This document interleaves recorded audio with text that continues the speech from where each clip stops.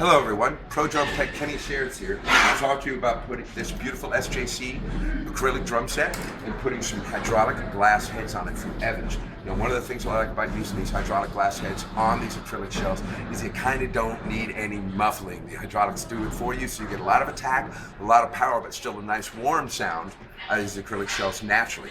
And that's one of my favorite things. Now, one of the things I want to talk about, especially with this having a rims mount on it, is that finger tightening acrylic shells can be a little bit different. If you've watched my tuning videos, you know I'm all about using balanced tuning and really using your fingers to finger tighten it down before you key tighten. But with these acrylic drums, sometimes they need to be seated like old school style.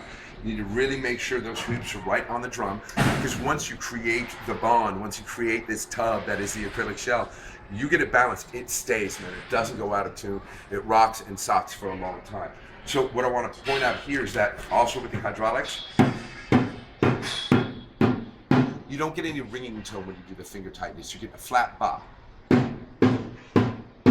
So it's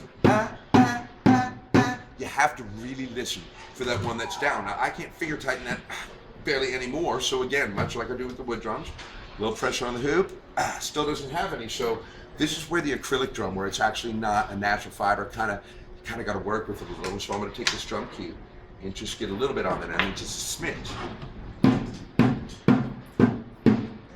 There we go, man. Now I'm going to go ahead and do my standard tuning pattern that I do, which is the 2 keys, going up and around in a radial pattern, half turns.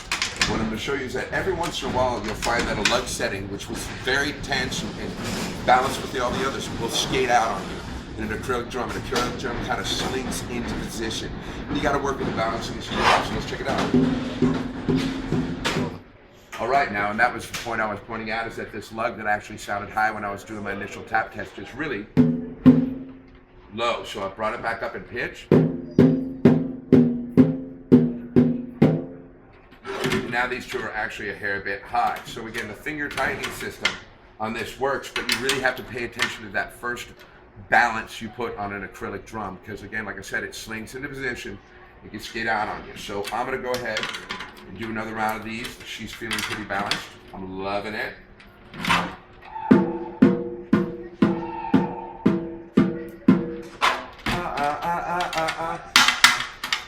It's mainly this one. That's why I do that tab test.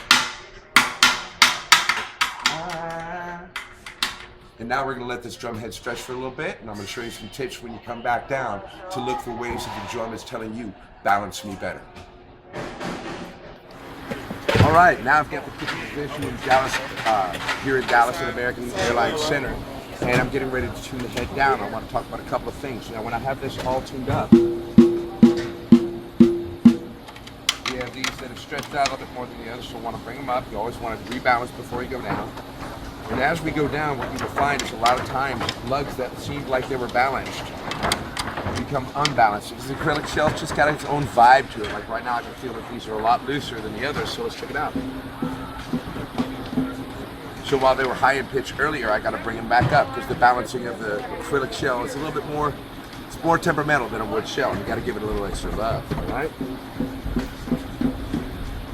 So I want to bring these back up. This one's giving me a little bit of a bump. Then we're going to go back down again in the stereo fashion in the radial pattern. And I'm going to take it to quarter turns, because that's usually about what it takes. Take her down, and what you'll find sometimes is that you'll take it down low and you'll think you're in the right place, and you'll find 2 or 3 that are undone, because again, the tension on this drum is very important. So let's check it out.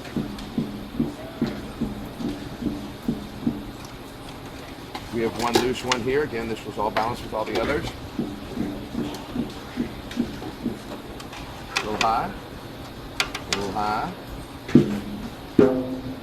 We're going to go down just a little bit lower, because I want it a little bit more down so I can get a perfect fourth on this shell. Now I will say perfect fourths with these hydraulic heads on these acrylic SJC drums are amazing. It cuts like a knife, makes the shell bite, and you can take advantage of the bite of the acrylic, but you still got the warmth coming from the shortened tone and these naturally warm hydraulic heads.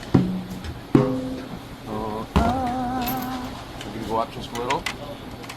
Again, a little can go a long way with these acrylic drums, especially these really finely made SJC drums.